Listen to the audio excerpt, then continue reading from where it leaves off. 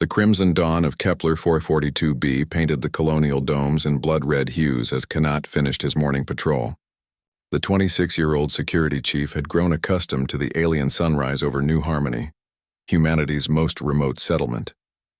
300 souls called this world home, including his younger sister Malice, the colony's chief botanist.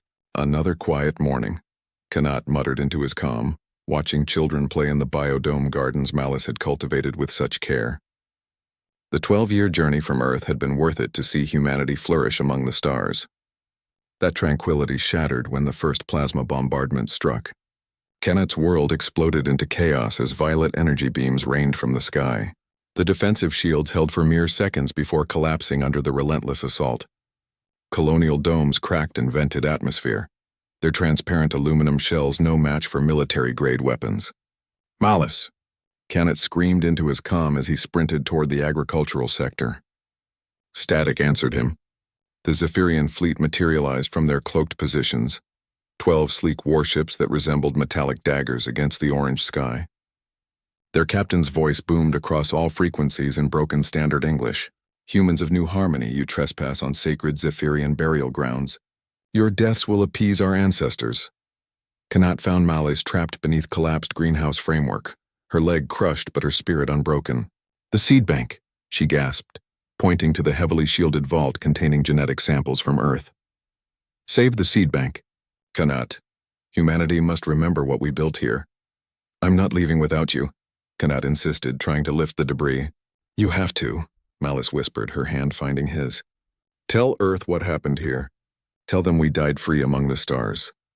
The bombardment intensified. One by one, the colony's sections went dark. Kanat carried the seed bank to the emergency shuttle, his sister's final words echoing in his mind. As New Harmony burned behind him, he activated the quantum beacon and prepared to run the Zephyrian blockade.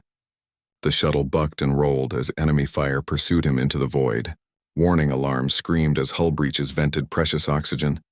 But Kanat's rage sustained him through the 12-day journey back to Earth. Every star he passed reminded him of Malice's dreams of human expansion across the galaxy. When Earth's blue marble finally appeared on his sensors, Kanat transmitted the colony's final logs on all emergency frequencies.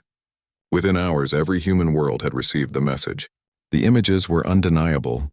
Peaceful colonists, including children, vaporized by an alien fleet that struck without warning or negotiation. Admiral Sarah Chen met Kanat at Luna Station, her weathered face grim as she reviewed the evidence. 300 souls, she said quietly, including 47 children.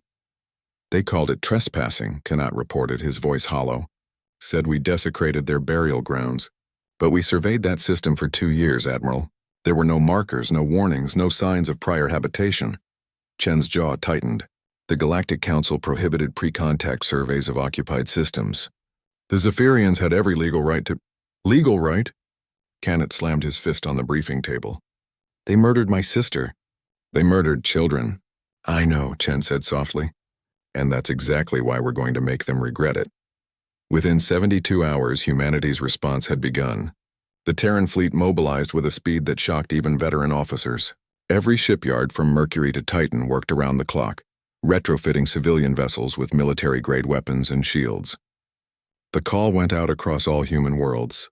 Remember New Harmony. The Zephyrian homeworld of Zeph Prime had stood unconquered for millennia, protected by natural asteroid fields and sophisticated orbital defenses. Their crystalline cities gleamed beneath purple skies, a testament to their ancient civilization's achievements. When the human fleet arrived 6 months later, it numbered over 800 ships. Admiral Chen's flagship, the UES Vengeance, led the armada through the asteroid field like a sword cutting through mist. The Zephyrians had expected perhaps 50 ships, a token force for a minor border dispute. Instead, they faced the full might of humanity's unified navy. "This is Admiral Chen of the Terran Federation," her voice broadcast on all frequencies. "You attacked our colony unprovoked. You murdered our families. You will answer for this crime." The battle was swift and decisive. Human tactics, honed through centuries of warfare, proved superior to Zephyrian tradition. While the aliens fought with honor and ceremony, humans fought with calculated fury. Kinetic bombardments shattered orbital platforms. Fusion warheads turned their fleet into expanding clouds of superheated plasma. But Chen wasn't finished. "Deploy the atmospheric processors," she ordered. The Zephyrians had made one crucial error. They had underestimated human memory and human rage. The same terraforming technology that had helped humanity spread across the galaxy could also be weaponized. Atmospheric processors descended toward Zeph Prime, releasing engineered bacteria that would slowly convert their atmosphere from the methane-rich mixture they needed to an oxygen-nitrogen blend toxic to their physiology. "Please," the Zephyrian High Matriarch begged over open channels. "We surrender. Show mercy to our children as we did not show yours." Kanat stood beside Admiral Chen on the bridge, watching the alien world begin its transformation. "They showed no mercy to malice," he said quietly. "To any of them," Chen nodded grimly. "The galaxy needs to understand humanity protects its own.